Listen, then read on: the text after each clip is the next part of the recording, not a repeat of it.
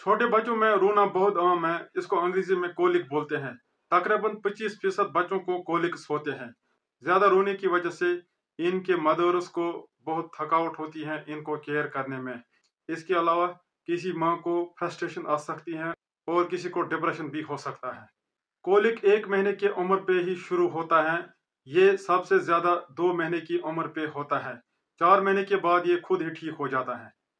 Causes: gas ज्यादा होने की वजह से ऐसे बच्चों को पेट दर्द होता है। ये बच्चे दूध के साथ भी गैस पीते हैं। इसके अलावा आंतों में दूध से भी गैस बनता है। इनके आंतें कमजोर होते हैं। ये दूध को सही से डाइजेस्ट नहीं करते हैं, जिसकी वजह से इन बच्चों को पेट दर्द हो जाता है।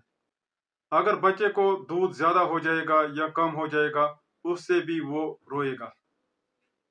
अगर माँ ज्यादा चाय पिएगी, उससे बच्चे को नींद नहीं आएगी और बच्चा ज्यादा रोएगा। इसके अलावा कभी कभी बच्चे बोर हो जाते हैं और रोना शुरू कर देते हैं। क्लिनिकल फीचर्स: ऐसे बच्चे हफ्ते में 3 दिन जरूर रोते हैं। एक दिन में ये 3 घंटे लगातार रोते हैं। ये तकलीफ इनको एटलीस्ट 3 हफ्ते रहता है। पूरे चेकअप के बाद इनको रोने का कोई और वजह नहीं निकलता है। ऐसे बच्चे रोने के दौरान मरोड़े करते हैं, बॉडी को ट्विस्ट करते हैं, हाथों को या फिस्टों को टाइट करते हैं। इसके अलावा ये अपने टांगों को ऊपर लेते हैं। कोई कोई टांगों से अपनी पेट भी दबाता है। रोने के दौरान इनका चेहरा लाल हो जाता है। पोटी करने से इनको गैस जिस्म से निकलता है और ये किसी हद तक राहत महसूस करते हैं। डिफरेंशियल डायग्नोसिस: बच्चों के रोने के बहुत सारे वजूहत हैं। मिसाल के तौर पर अगर बच्चे को भूख लग गई है तो उसको दूध पिलाना है, उस वक्त इसको कोलिक नहीं बोलना है।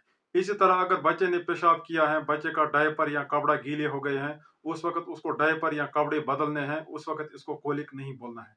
अगर बच्चे को मैदे या आंतों का इन्फेक्शन होगा तो वो उसकी वजह से भी रोएगा। उस वक्त बच्चे को इन्फेक्शन का इलाज करना है, उस वक्त उसको कोलिक नहीं बोलना है। इसी तरह अगर बच्चे को सर्दी लग गई होगी, वो भी रोएगा, उस वक्त उसको गर्म करने का इंतजाम करना है। इसी तरह अगर बच्चे को गर्म ज्यादा हुआ होगा तो उस वक्त उसको कपड़े थोड़े कम करने हैं, उस वक्त कोलिक नहीं बोलना है। इसी तरह कभी कभी बच्चों को नाक बंद होती है। नाक बंद होने की वजह से बच्चे नींद सही से नहीं करते हैं, जिसकी वजह से बच्चे रोते हैं। उस वक्त बच्चे की नाक साफ करनी है, उस वक्त उसको कोलिक नहीं बोलना है। ट्रीटमेंट: जो बच्चे ज्यादा रोते हैं उनके माओं को चाय ज्यादा नहीं पीनी होती है। चाय ज्यादा पीने की वजह से बच्चे बेदार रहते हैं और रोते हैं। इसके अलावा ऐसे बच्चों को तेल से पेट का मसाज भी करना होता है। मसाज करने से इन बच्चों को गैस निकल जाता है और पेट दर्द किसी हद तक कम हो जाता है। ऐसे बच्चों को गोद में उठा के सवारी करनी होती है या झूले में सवारी करनी होती है। सवारी करने से भी इनको राहत महसूस होती है। इसके अलावा ऐसे बच्चों को अपने कंधे के साथ रखा करो। इनकी पेट को अपने कंधे या सीने के साथ दबाना होता है। इसके बाद इसको इधर उधर ले जाना होता है। इधर उधर ले जाने से बच्चे इधर उधर खुद भी देखते हैं। इसके अलावा इनको राहत भी महसूस होती है।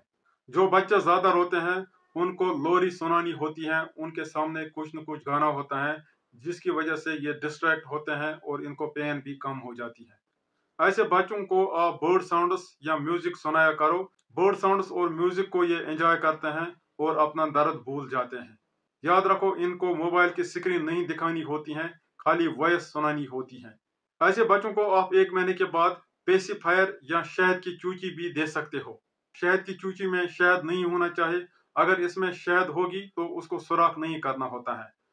शहद की वजह से बच्चे को बोटुलिज्म इन्फेक्शन हो सकता है, इसीलिए 1 साल तक बच्चों को शहद नहीं देना होता है। ऐसे बच्चों के माओं को बैलेंस्ड डाइट देना चाहिए। उनको सब्जी, मेवा, दूध, गोश्त, अंडे, दाल और सारे गुज़ा देने जरूरी होते हैं।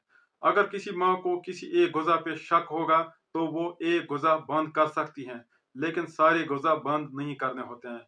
मैंने देखा है कभी कभी अंडे से या दाल से या फिश से या नट से एक बच्चे को पेट दर्द होता है, लेकिन एक वक्त एक ही चीज बंद करना होता है।